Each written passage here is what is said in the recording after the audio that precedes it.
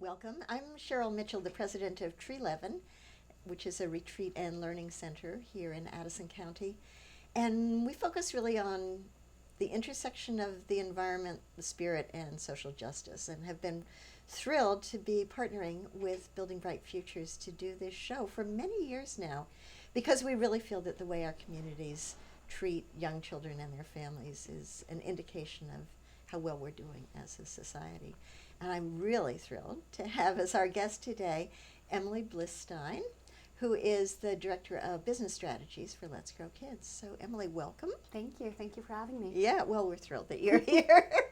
And we're thrilled that you both have this amazing statewide presence, and you also have your roots here in Addison County. Yep.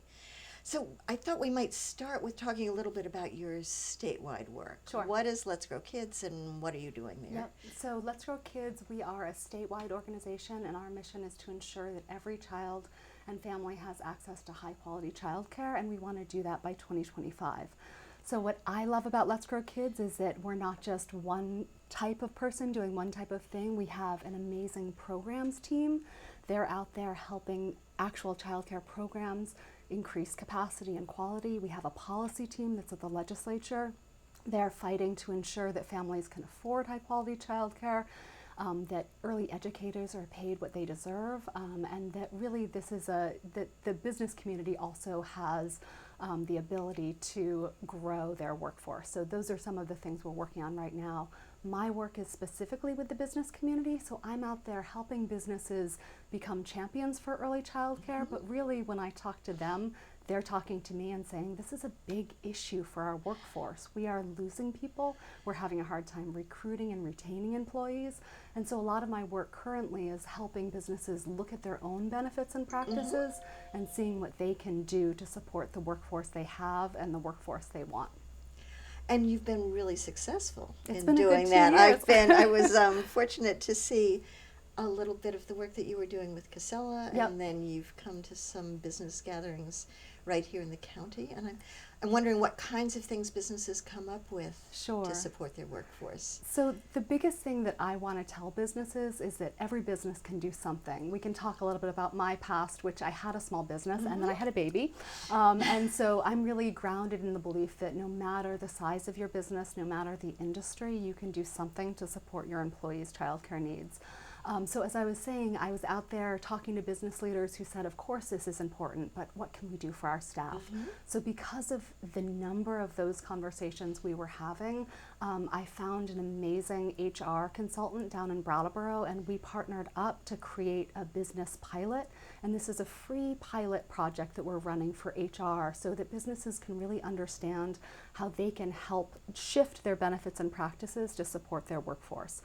So we're actually working with businesses like Casella to say, how could we change our benefits and practices? So is this something beyond sort of cafeteria plans and more innovative things, or both and? Yep, absolutely. So I think that traditionally when people think of business and childcare, they think on-site childcare, and that's the only thing. And so they think, okay, well, I'm too small, or I don't want to run a childcare business, which, by the way, is not something we think businesses should generally do, because that's not your business. But oftentimes that's where the conversation has stopped for business leaders. So what we want to say is actually there's a whole range of things that businesses can do to support their employees. They tend to fit into three main buckets. So first is around just the schedules, right? As we know, anybody who knows who's had a kid in childcare and has tried to work a regular 9-to-5 job, or a job that's not in those hours, it's incredibly challenging to match up your needs as an employee and the hours that you can find childcare, if you can even find childcare. And so a lot of what we're talking to businesses about is there flexibility with the hours, with the way time off is used, with people's ability to work from home or have core hours, so it sort of shrinks the workday in an office, but work is being done outside of the office. So really, how can we rethink what the workplace looks like, which everybody is talking about anyway. It seems like it's easier now. It's much easier with remote. It used to be. Yes. Right. So that's the first bucket. The other bucket is really financial support. As we know, finding childcare and affording childcare are two of the biggest problems. Right. So we're talking to businesses, and Casella is a good example of businesses who employees want to be at work, but oftentimes they just can't afford the care that they need. It's pretty expensive to send just one child to childcare. Right. So if you have two, all of a sudden you can be looking at $20,000 to $30,000, and a lot of people are doing that math and putting their paychecks side by side and saying, doesn't make sense for me to go to work. Right. And that impacts the employer if they have, had a really reliable employee, and all of a sudden the employee is saying, I'm making $45,000 a year. I'm barely making ends meet with sending my kids to childcare. So that's when businesses are looking at how can we actually financially support some of the childcare needs of our employees. It's new for some businesses to be thinking of, but in a lot of ways it's similar to thinking about your employees' retirement, right? It's normal to think about contributing to a 401k plan, but in a lot of ways helping your employees access financial support right now for their childcare helps them be able to stay at work, eventually contribute to their retirement, and really be a loyal employee. And then the last bucket is more traditional. How can businesses support either on-site or near-site? How can they actually invest in their community of childcare providers? So are you still seeing any businesses that are starting on new on-site programs that they have a childcare program come in and run, or is that there's very few. Past? Yeah, well, there's very few. What's great to me about, again, our programs team is that they have an amazing wealth of information. So what's wonderful for businesses that work with Let's Grow Kids is they get my expertise in working with the business community, but they also get the programs team expertise. So if they're thinking, maybe we do have this extra floor, could we turn this into a child care center? We can bring the programs team in very quickly and help them assess whether or not they actually could do that. And then if they decide, yeah, we could do that, but we don't want to run it, the programs team can work with them to help connect them to good, viable child care centers in the area who want to expand. Yeah. And going back to the affordability, you helped us to arrange a presentation that the Chamber of Commerce did for businesses. Yep. Is that going on all over the state? Is the Chamber actively involved in these kinds of things? Sometimes, yep. We've had some luck talking to folks at different chambers, right, throughout the area, and also some statewide conversations. In particular, we've had a bunch of statewide conversations with the Vermont Futures Project, which was sort of an offshoot of the Chamber, which is doing great work about looking at our current demographic and how can we make this an appealing place for young people to be. So those are the conversations that we're really engaged with now. Who's out there talking about how to make Vermont a place that young families want to move, and whenever that conversation is happening, we want to be there too. Great. And you mentioned that you did a pilot in Brattleboro with HR. Is that also moving around the state? Or? So yes, so our HR pilot, our consultant is based out of Brattleboro, but to be very clear, the HR pilot project is statewide, so any business who feels like, yes, we want to do something, but we don't know where to start, those are the businesses we want to work with.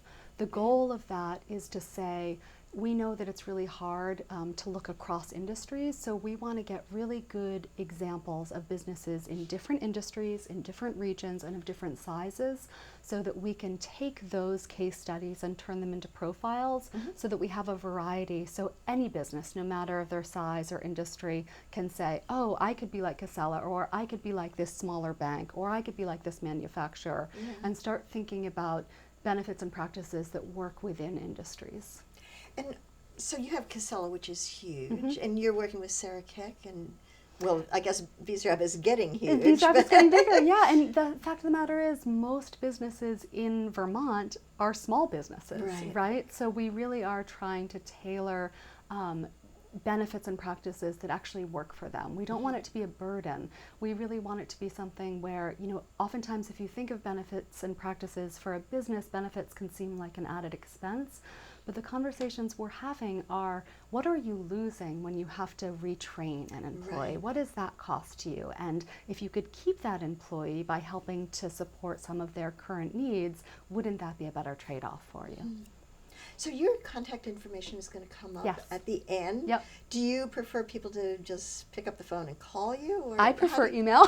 You prefer Calling email? is fine. Okay. Yep. Emailing is great because it's helpful for us to get a real lay of the land of some of the issues, so that then if we need to do any background work to help them, we can do that.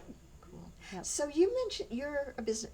I was, yeah. You were. I was, Well, you yep. still are. Yep. So Yep. a businesswoman here. Can you talk about your journey coming Yeah. to Middlebury and Yep. your life? Sure. Why don't you just tell us your life The in very 5 short minutes? version. Yep. Yeah. I was born and raised in Brattleboro, so I was a Vermont girl from the beginning. And I went away for school, but then came back to go to the law school. I was working a lot with low-income families and especially survivors of domestic violence.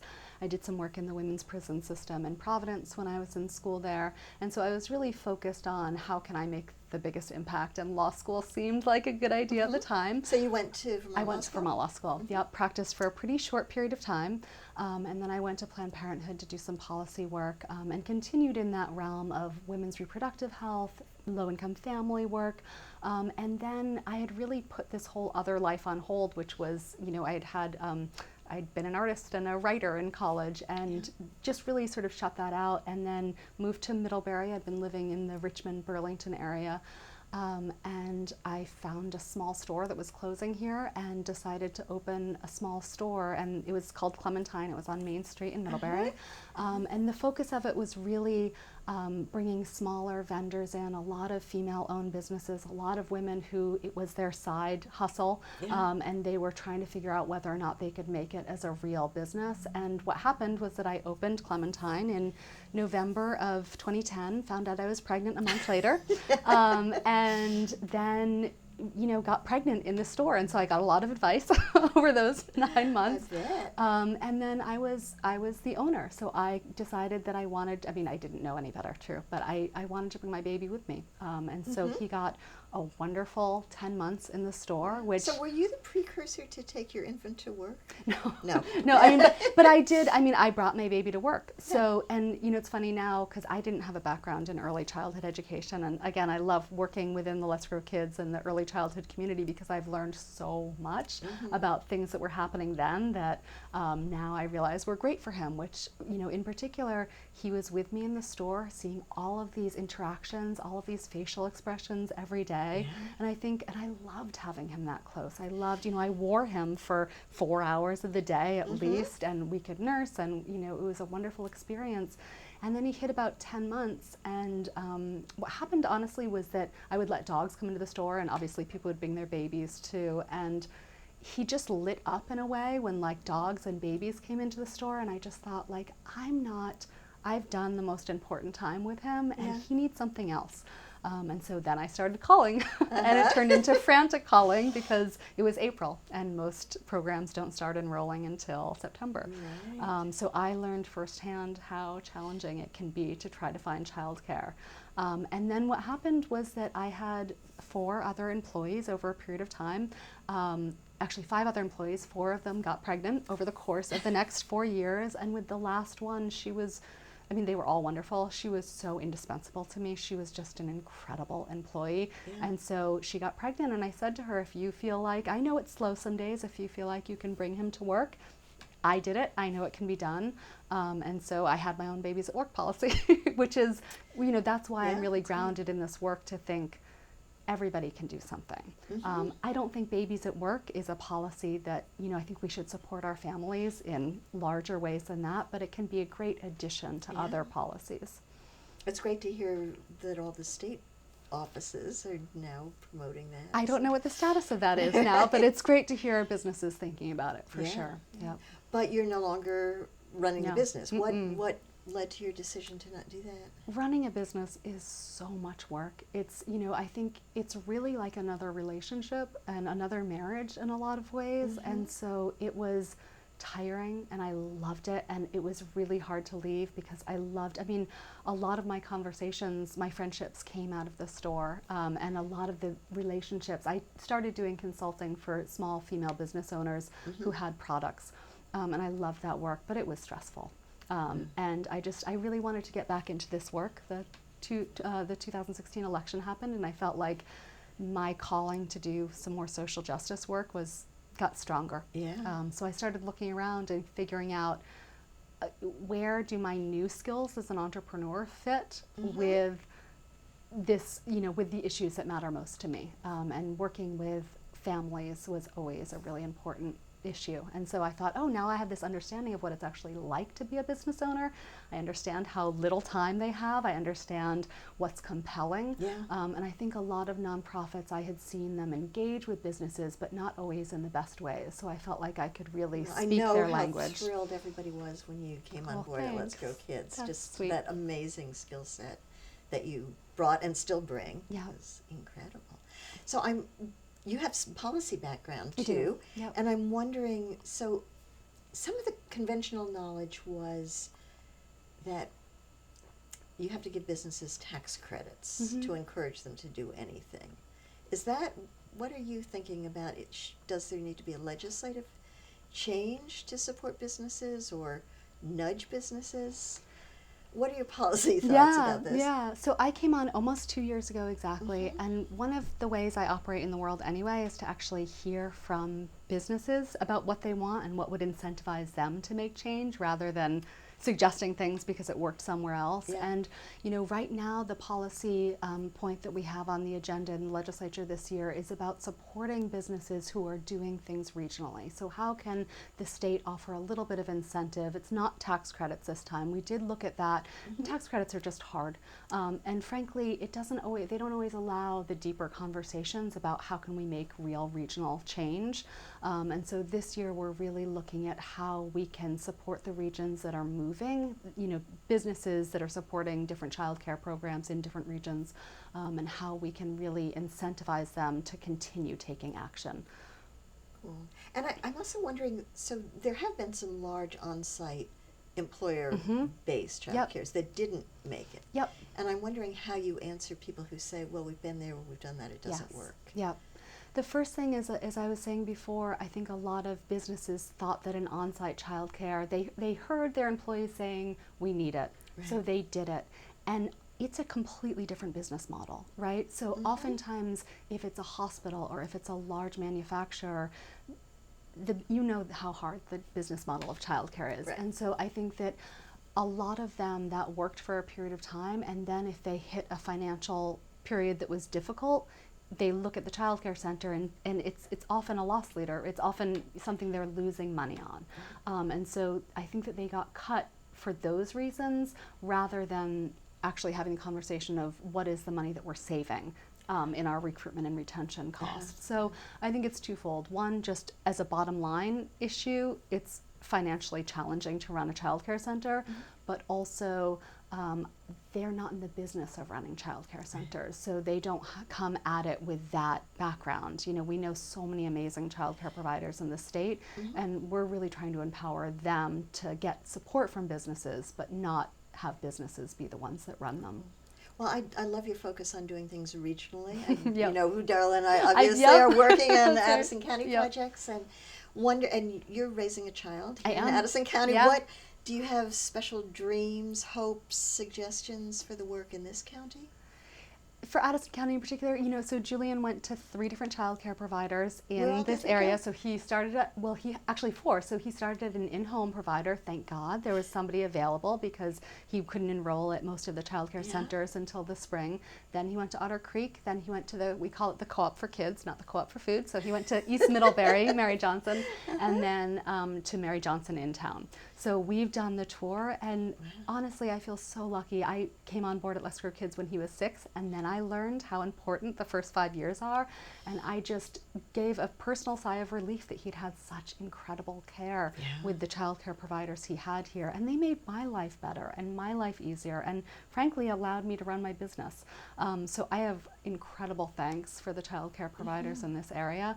I think that, in every area, just having a way for, coming from a business perspective, I really believe that every child care provider should see themselves as a small business and should honor and value themselves as a small business. So I'm particularly interested in how we can get them to know of all the amazing small business services that were available to me when I started my business, so that they can be as financially stable, because we need them to be financially I just think stable. about when we first moved here to Vermont, and people showed up because we were farmers, Yes. can help you with conservation ditches Yep. or learn to herd health or whatever, and nobody showed up to say, and also you're going to have kids, we can help you. So Right, right. I'm thrilled that you're thinking about supporting the child care Yeah. as businesses as well as Absolutely. wonderful people with kids. Well, a lot of times they started because there was a need in their community, and so they rose up to meet that need, but they deserve, I mean,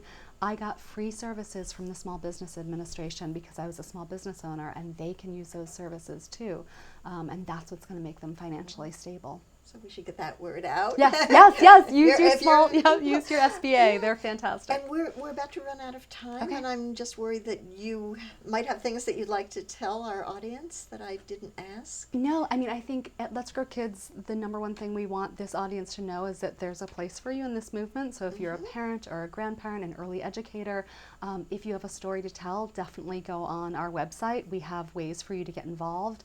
We would love for you to tell your stories to the legislature. We want to make sure that they know that childcare is a fundamental support to get people to work.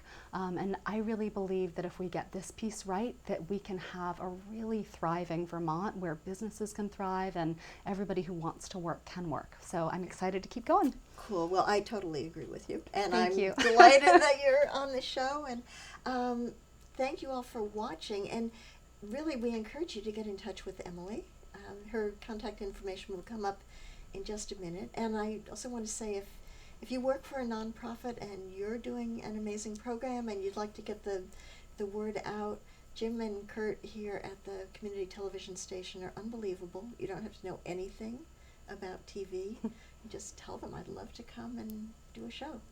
So thanks for watching, and see you next month.